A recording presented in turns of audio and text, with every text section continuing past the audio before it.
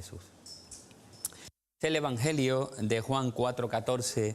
Todo el que beba de esta agua volverá a tener sed, pero el que beba del agua que yo le daré no tendrá sed jamás, sino que el agua que yo le daré se convertirá en él una fuente de agua que brota para vida eterna. Cuando encontramos en la Escritura pasajes como este, o por ejemplo pasajes del libro de Efesios que estamos estudiando con Gabriel, o pasajes de la primera carta del apóstol Pedro que curiosamente en esta mañana pues nos ha traído Antonio, encontramos ahí, sentimos que tenemos contacto con una nueva vida, una vida especial, una vida divina que es el reino de los cielos. Una vida en la que han ido entrando personas a lo largo de la historia, personas comunes como somos cada uno de nosotros y que siguen entrando en el día de hoy, ¿no? Estas promesas que vemos en este texto y en otras más en la Escritura, que no vamos a leer hoy, se hacen a quienes entran a esta vida, a este nuevo mundo, pues poniendo la confianza, su confianza en Jesucristo. Sin embargo, aunque todos entendemos estas cosas y las deseamos y queremos que estas realidades, estas promesas se hagan realidad en nuestra vida, tenemos que reconocer que muchas veces a lo largo de la historia, periodos de la historia, incluso para nosotros los cristianos de hoy día, pues se hace entrar en este camino con gran lentitud, con gran dificultad, si es que a veces lo encontramos. Y es que a pesar de nuestras buenas intenciones, a pesar de nuestros enérgicos métodos que usamos muchas veces, nuestro acercamiento a esta vida y el modo en que intentamos conseguirlas no son correctos. Y eso tenemos que entenderlo, tenemos que asimilarlo, porque tenemos dificultad en percibirlo. Y es que el camino de entrada tiene que ser un camino de una absoluta transformación interior y a través de los métodos o a través de lo que la Escritura nos presenta como el camino para hacer esa transformación espiritual, ¿verdad? No es difícil, es una obra que Dios hace en nosotros, que tiene que ser hecha en el corazón y de ahí hacia afuera y a través de los mecanismos que Dios nos ha dejado en su palabra, ¿verdad? Todos tenemos acceso a esta vida de victoria, todos. Todos podemos estar por encima, ¿no?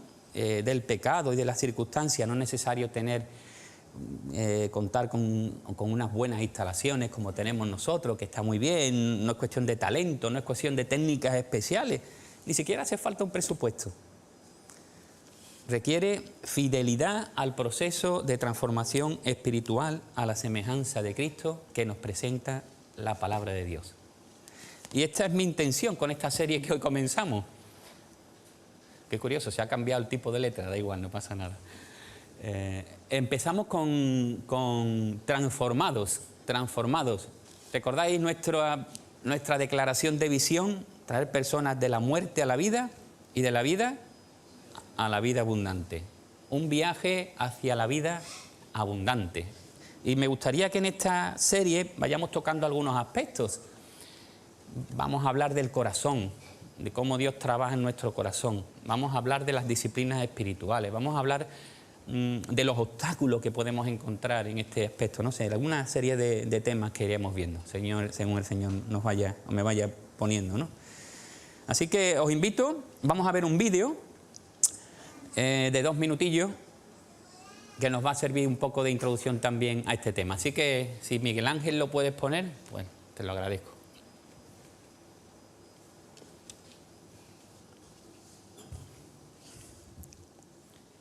Tiene sonido, ¿eh?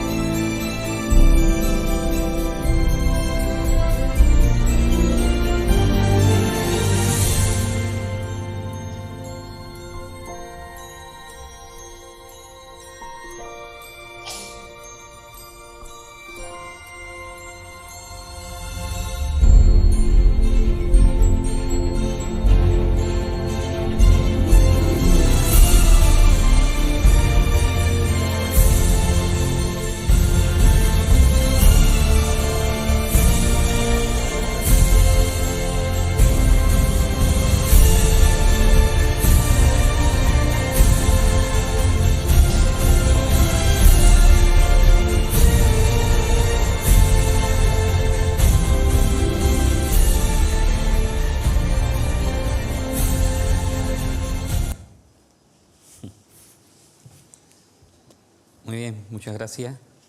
Bueno, es curioso hablar de biología aquí, teniendo biólogo en medio, da un poco de cosas, ¿no? Quizás debería subir aquí Pablo y nos explica cómo funciona la metamorfosis.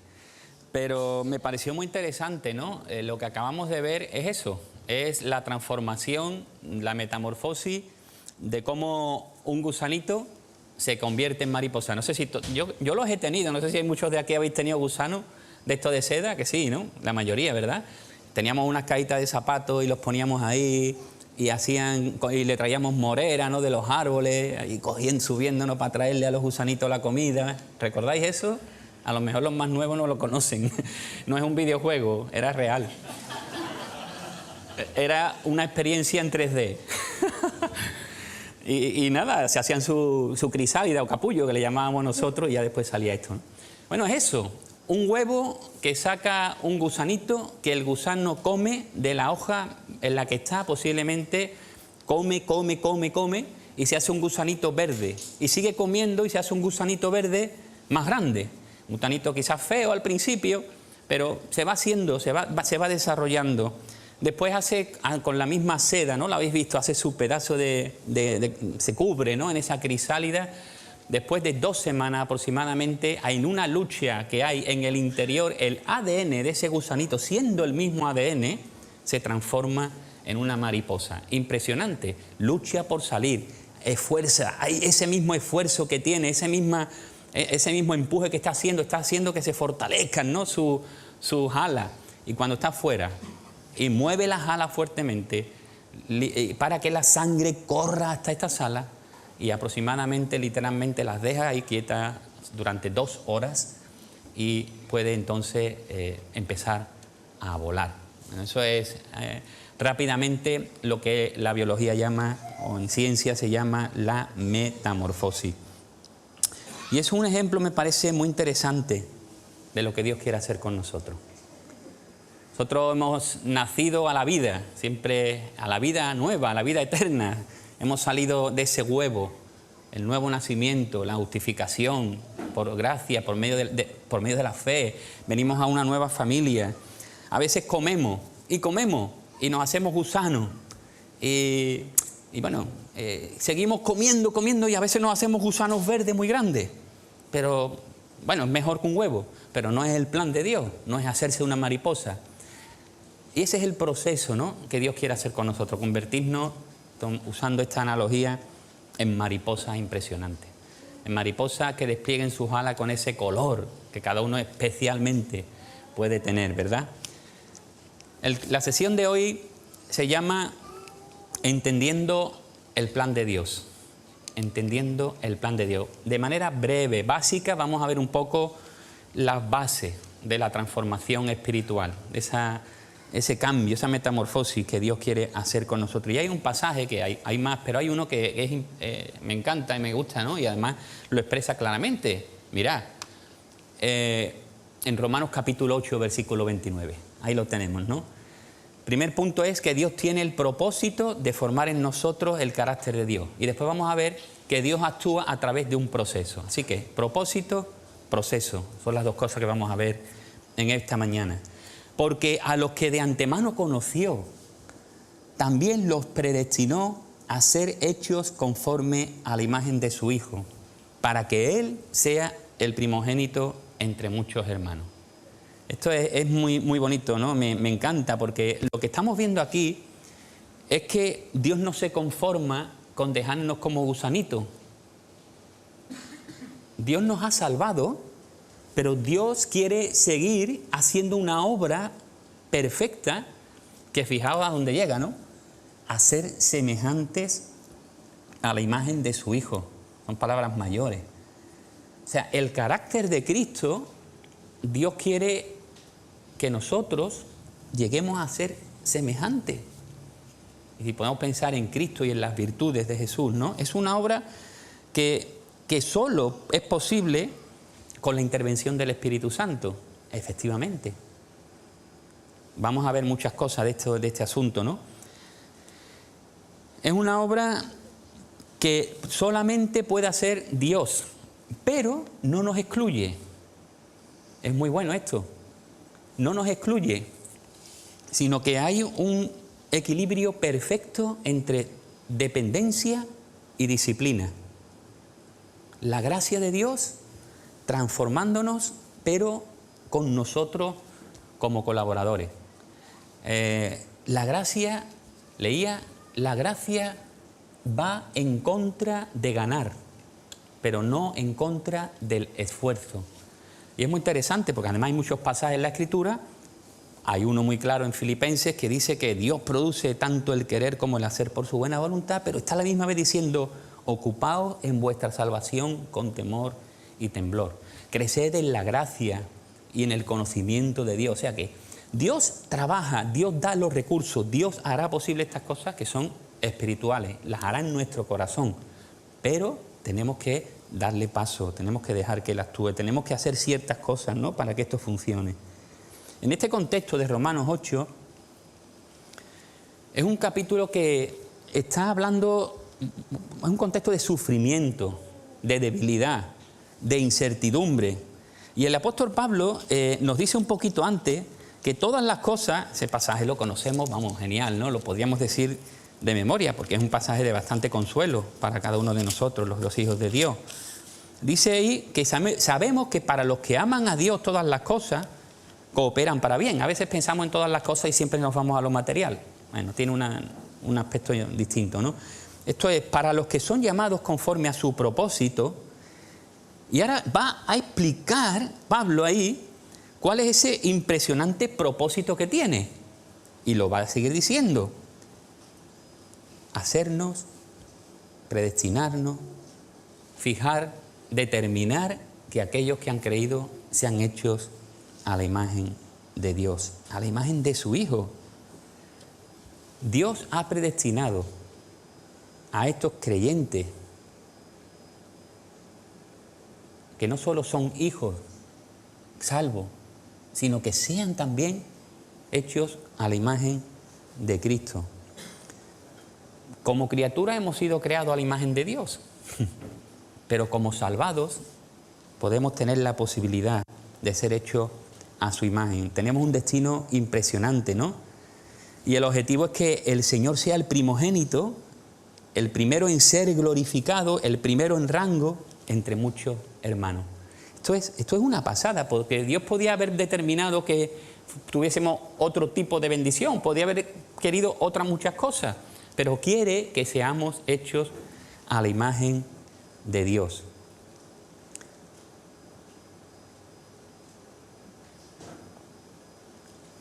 Y para esto nos da los recursos que vienen formando parte del Evangelio, ¿no? En los versículos siguientes. A estos también los llamó y los justificó y los glorificó. Así que Dios tiene un plan impresionante para cada uno de nosotros. Hacernos a la imagen de su Hijo. Esto es grande. Este aspecto se malentiende muchas veces y a veces nos vamos a los extremos como siempre, y hay quien quiere conseguir esta transformación espiritual a base de hacer cosas, a base de esfuerzos personales, a base de trabajar en las conductas, en lo que son las cosas de la superficie. Si yo no hago esto, ni esto, ni esto y esto, voy a hacer una transformación en mi vida. No. Y si hay otros que dicen: no, es que la gracia de Dios, Dios lo va a hacer todo, yo solamente tengo que estar tranquilo porque Él va a hacer la obra en mí. Y no hacemos nada. Son los dos extremos, ¿no?, que son erróneos, bajo mi punto de vista. Dios quiere hacer una transformación impresionante a la imagen de su Hijo. Esta palabra imagen, es la palabra en el original, es la palabra eikonos. Os va a sonar, ¿no? Os suena algo, ¿no? Es la palabra icono y transmite la idea de que llegaremos.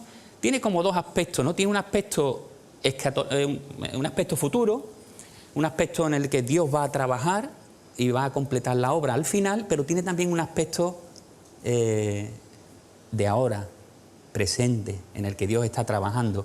Por ejemplo, ¿recordáis el texto de Primera de Juan, capítulo 3, versículo 2? Dice que seremos semejantes a Él porque le veremos tal como Él es. Y esta esperanza que está en nosotros se purifica, ¿no? O hace que podamos nosotros ser siendo transformados también, ¿no? Pero también tiene la realidad de algo que ya está sucediendo como un anticipo de la gracia de Dios. Mira este pasaje. Segunda de Corintios, capítulo 3 y verso 18. Pero nosotros todos, con el rostro descubierto, contemplando como en un espejo la gloria del Señor, somos o estamos siendo transformados en la misma imagen de gloria en gloria como por el Señor, el Espíritu.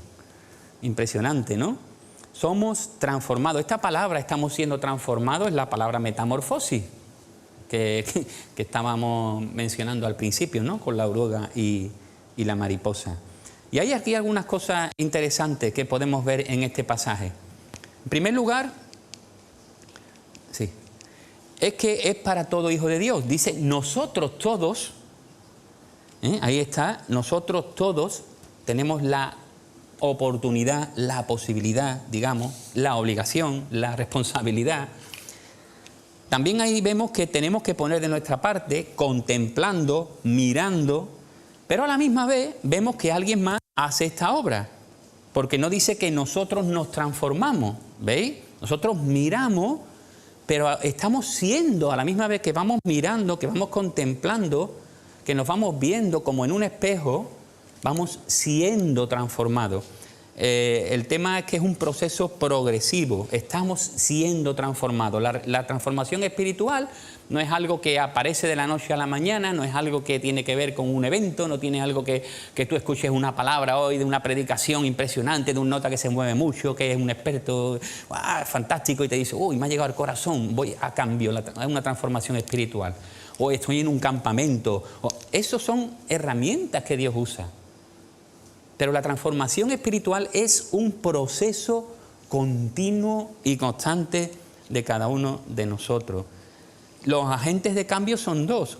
La palabra de Dios como un espejo. Ahí tenemos el pasaje de Santiago. ¿Recordáis? En el capítulo 1 dice que la palabra de Dios como un espejo que nos hace vernos.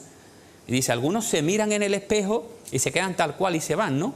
Pero cuando nosotros nos miramos en el espejo de la palabra de Dios y reconocemos de la palabra de Dios, que es la única verdad absoluta, la palabra de Dios, nos vemos ahí y vemos que hay cosas en nuestra vida, hay hábitos pecaminosos, hay malos deseos, hay malas intenciones, hay maneras de comportarnos ásperas, feas, hacemos daño a los demás. Cuando hay cosas que vamos descubriendo y nos afligimos, y esto es un proceso doloroso, vamos transformándonos si somos obedientes, claro. El Espíritu de Dios es el otro agente que aplica la palabra de Dios a nuestra vida. Así que, como veis, Dios tiene un plan impresionante que es el que seamos transformados a la imagen de su Hijo. Ahora, ¿cómo hace Dios esto? Como digo, no es un proceso rápido.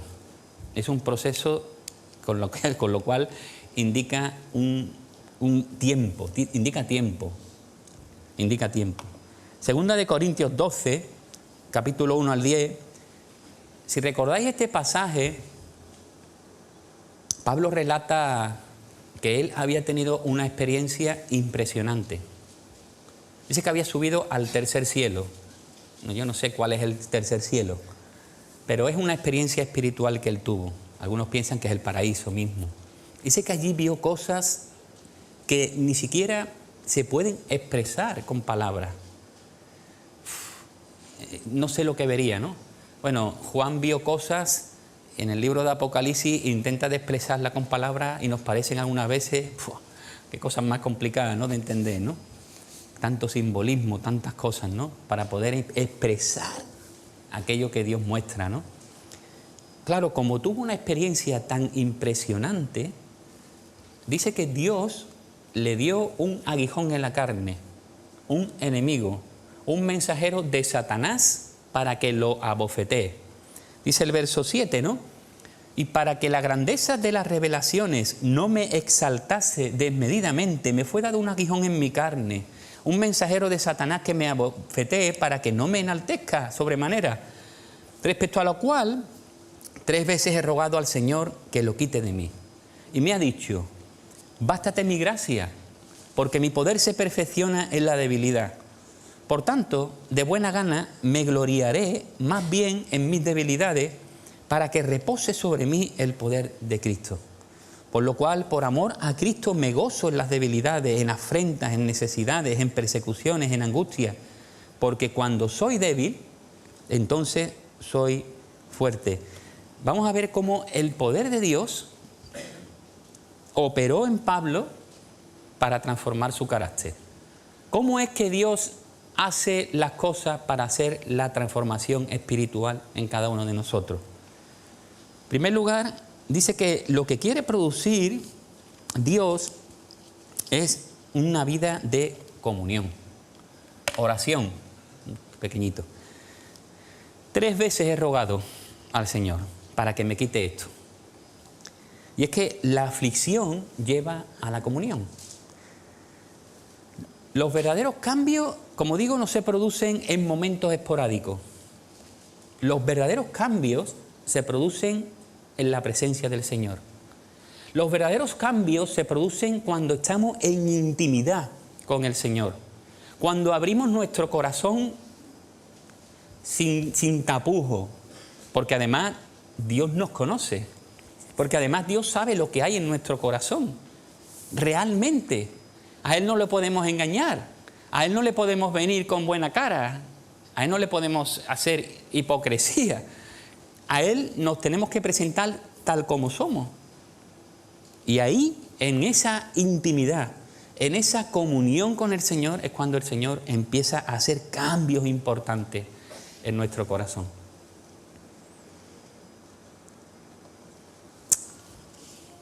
Otra cosa que Dios quiere producir es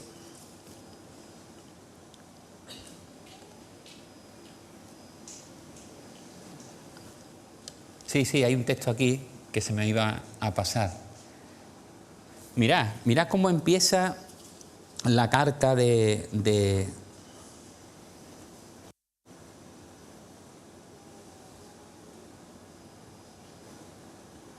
No, esto tiene que ver con la humildad, ¿no?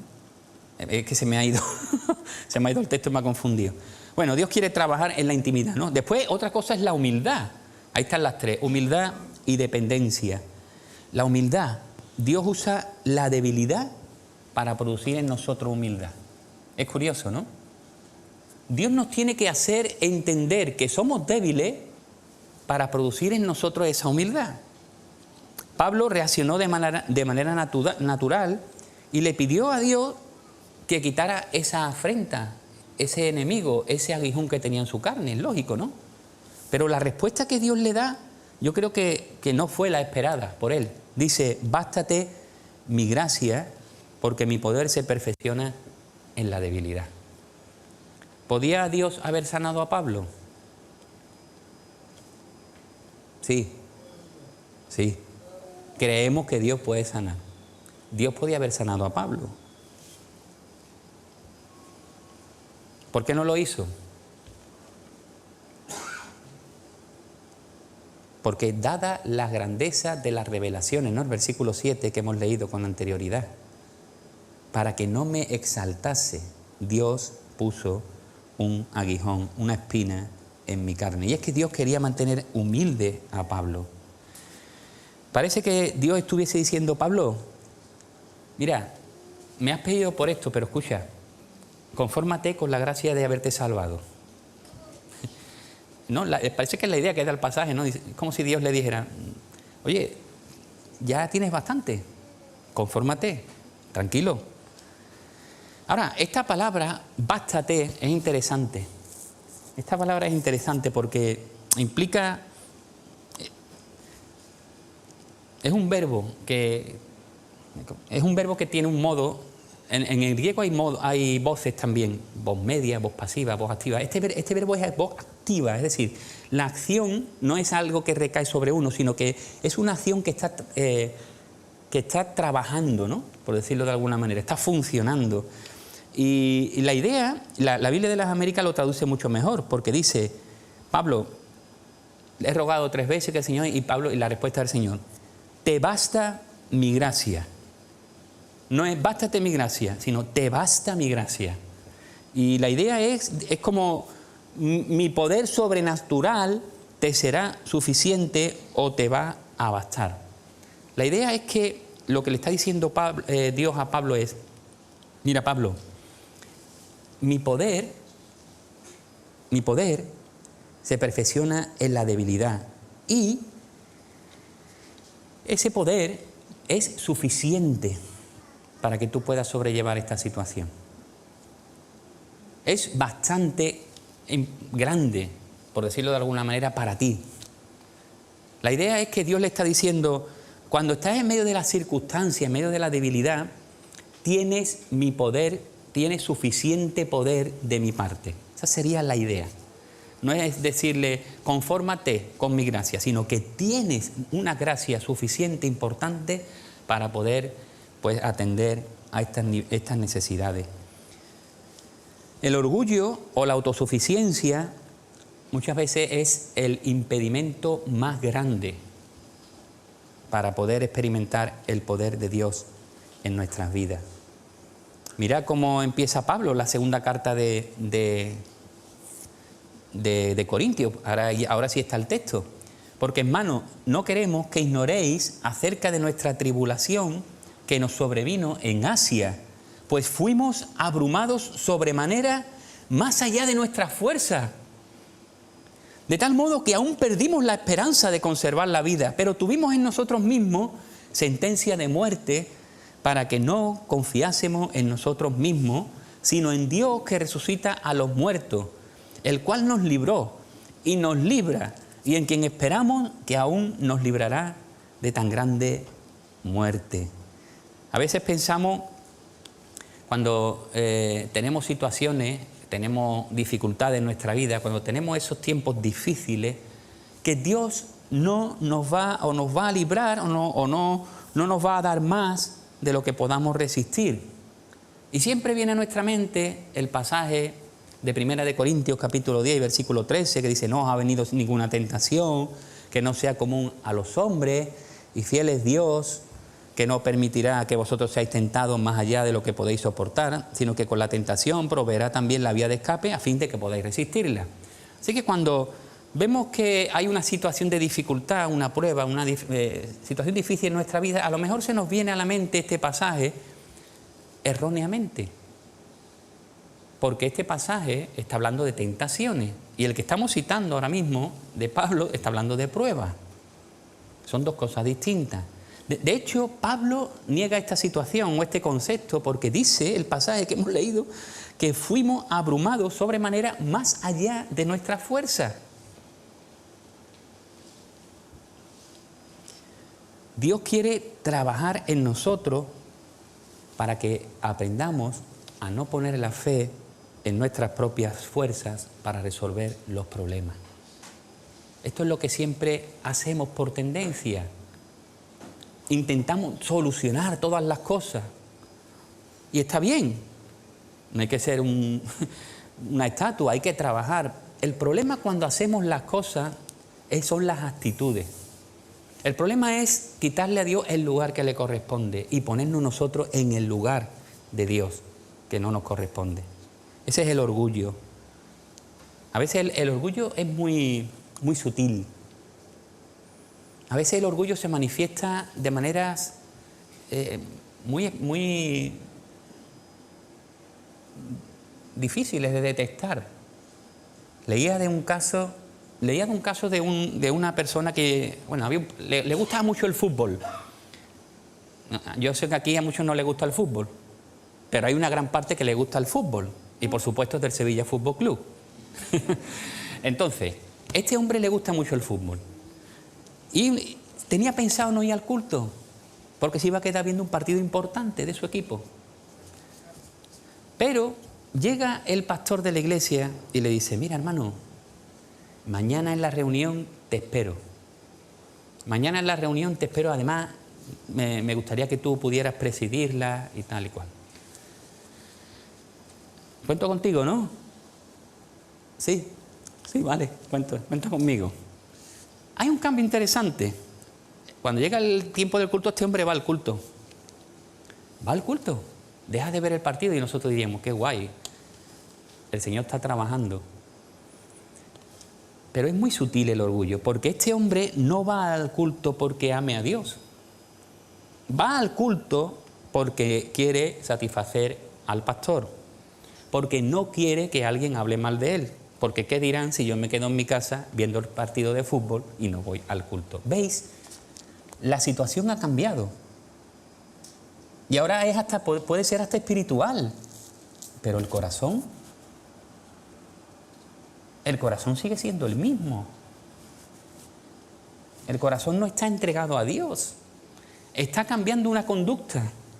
Y muchas veces el orgullo hace que trabajemos mucho en la superficie, pero no vamos al corazón. Otro día hablaremos del corazón y cómo funciona, ¿no? Pero lo que sí está claro es que muchas veces somos nosotros los que nos creemos muy fuertes, inteligentes, capaces para hacer las cosas sin Dios. Yo puedo hacer esto, yo puedo hacer estos cambios, yo puedo hacer estas transformaciones, yo voy a cambiar, yo soy el que manejo mi vida, yo. Incluso podemos hacer la obra de Dios sin Dios, como estamos viendo, ¿no? Una prueba de nuestro orgullo y autosuficiencia también es el descuidar la oración y la alimentación de la palabra de Dios en nuestras vidas. Porque pensamos que nosotros podemos hacer frente a esta vida, a este mundo, con toda su historia, con toda su filosofía, con nuestros propios recursos, con nuestra inteligencia, con nuestra personalidad, con nuestros estudios.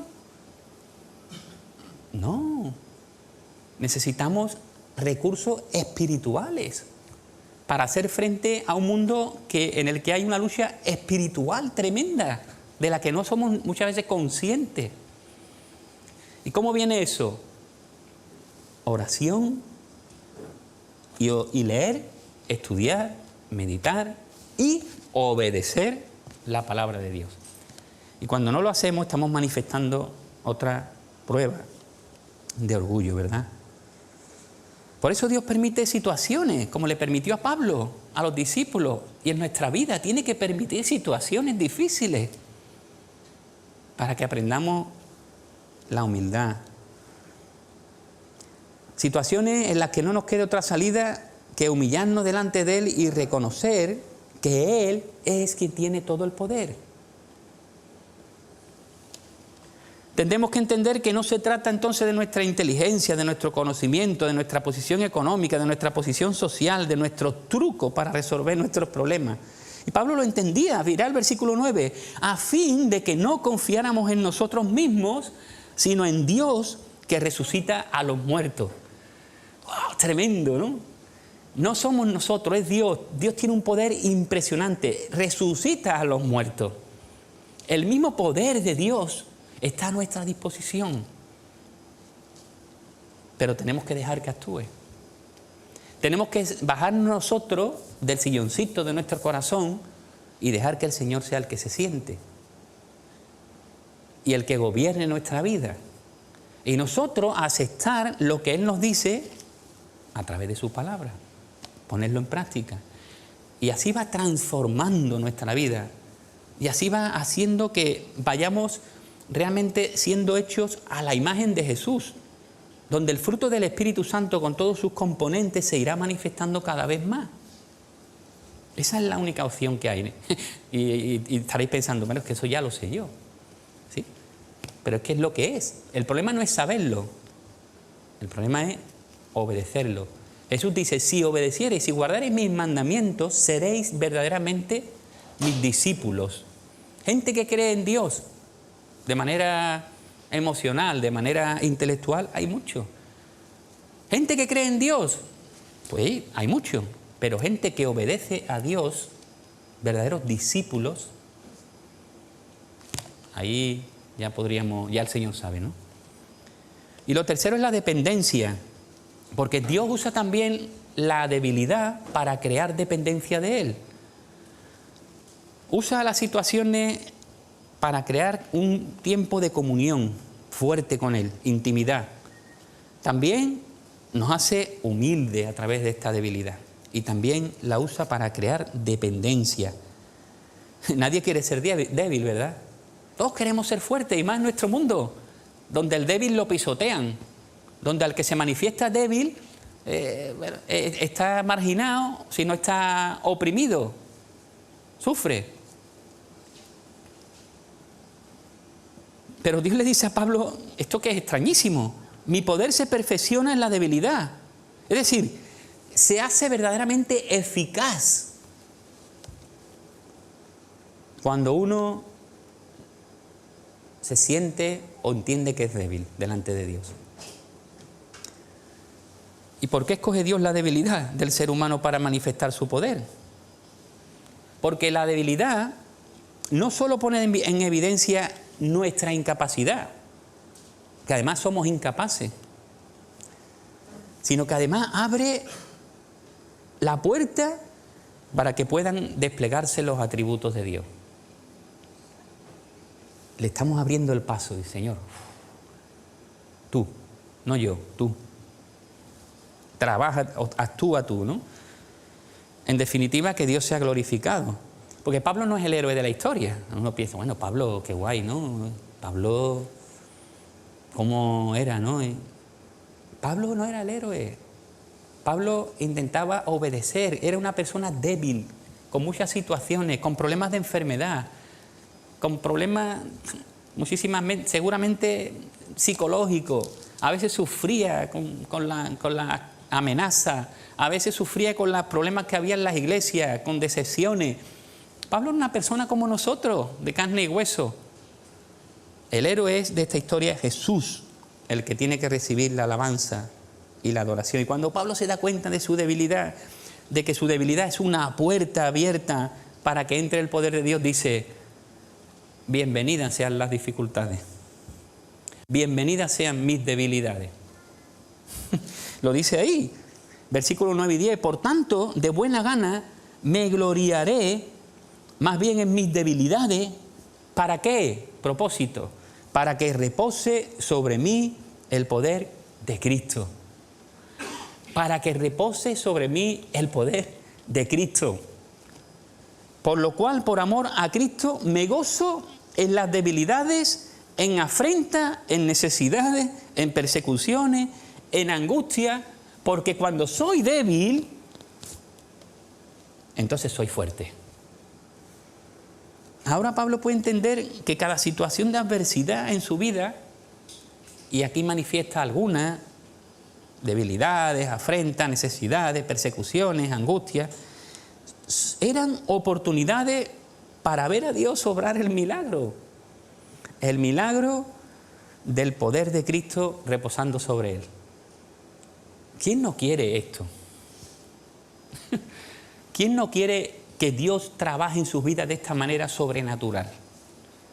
¿Quién no quiere que Dios pueda dar paz y gozo cuando estamos pasando por la dificultad de la enfermedad, o cuando estamos en desempleo, o cuando tenemos un jefe que nos está machacando, o cuando tenemos un compañero de trabajo que es un lima, que nos está amargando la vida? ¿Quién no quiere tener el poder de Dios en su vida para hacer frente a estas cosas? Pero no podemos hacerlo nosotros. Podemos hacerlo, hay una opción: entraríamos a trabajar nosotros, ahí nos iríamos hasta el legalismo. Pero no, la ideal es que Dios sea el que trabaja por su Espíritu Santo, el poder de la resurrección de Cristo en nosotros. Y este era el secreto de la vida y el ministerio de Pablo. Dejaba actuar en él la gracia de Dios. Mira, 1 Corintios 15:10 dice: pero por la gracia de Dios soy lo que soy, y su gracia para conmigo no resultó vana. Antes bien, he trabajado mucho más que todos ellos. Pero no yo, la gracia de Dios en mí. ¿Veis? Este equilibrio es fundamental, ¿no? Así que Dios tiene un plan. Dios tiene un precioso propósito de vida para cada uno de nosotros. No nos conformemos con ser gusanitos verdes, comilones, gorditos. No es ese el plan de Dios. El plan de Dios es hacer un proceso en ese capullo, en esa crisálida que es la vida, para que lleguemos a ser mariposas. Quiere hacernos semejantes a Cristo y va a emplear un proceso que en momentos será doloroso, claro que sí, pero necesario, a fin de que aprendamos sobre la comunión, sobre la humildad, sobre depender más en el poder de Dios, y así irá moldeándonos a la imagen. Esta palabra es como, es la misma que se usa en Hebreos cuando dice que Cristo es la imagen de Dios, la representación perfecta, ¿no? Es como un sello, es un sello, la idea es un sello que mojan tinta y marca. Esa es la idea. Si nosotros pudiésemos ser como esa representación de Jesús en esta vida, ¿no pensáis que mucha gente se extrañaría? Y dirían, este tío, esta persona es distinta, ¿eh? Tiene algo especial. Este ama cuando hay dificultad, incluso a gente que no lo merece, se manifiesta algo especial en esta persona. Un proceso que da como resultado el cambio, fijaos, mismo ADN, pero transformado. Eso es la gusana, del gusano a la mariposa. Nosotros tenemos una nueva naturaleza. Si alguno está en Cristo, nueva criatura es. Las cosas viejas ya han pasado. Ahora todas son hechas nuevas. Ahora seguimos siendo nosotros con nuestra vieja naturaleza, lo que la Biblia llama la carne, que no es otra cosa que nuestras propias decisiones, que nuestros propios intereses, que ser nosotros los que gobernamos. Y ahora tenemos la vida del Espíritu, por la cual Dios puede trabajar de una manera impresionante. Tenemos que darle paso a la vida del Espíritu para que Dios siga transformándonos a su imagen. Pues quiera Dios que nos ayude y nos bendiga, y a través de su palabra pues vayamos dando estos pasos de acercamiento, vayamos poniendo en obediencia, en práctica cosas que leemos, y seguro que Dios va a hacer cosas impresionantes con nosotros, de manera personal y como comunidad, porque Dios tiene el poder para hacerlo y lo ha hecho a través de los tiempos. Oramos. Señor, te damos gracias por tu palabra, porque ella nos advierte, nos habla con claridad, Señor. A veces la justificamos, a veces damos vueltas, pero solamente hay que aceptarla, creerla, recibirla, obedecerla. Y es a través de estos recursos de tu gracia que tú vas haciéndonos cada vez más semejantes, porque tú así lo has querido, Señor. Tú has querido que tus hijos, Señor, sean hechos a la imagen de Jesús. Gracias, Padre, porque tienes este gran plan y propósito para cada uno de nosotros, que es impresionante, que culminará cuando estemos en tu presencia, pero que ya podemos disfrutar. Actúa en cada una de nuestras vidas, Señor, sacando aquello negativo, aquello que no te agrada, que sabemos, Señor, que sabemos que no es lo correcto. Y ayúdanos, por medio de la fe, a dar esos pasos, a lanzarnos, Señor, al vacío de tu gracia, para que seamos transformados. Gracias, Señor, por esta oportunidad. Ponemos delante de ti a cada uno y esta congregación, Señor, también. Tu iglesia, tu pueblo, tu cuerpo, que también seamos transformados, seamos una luz radiante en medio de esta oscuridad del mundo. Pues nos ponemos delante tuya, te damos las gracias y te lo pedimos en el nombre de Jesús. Amén.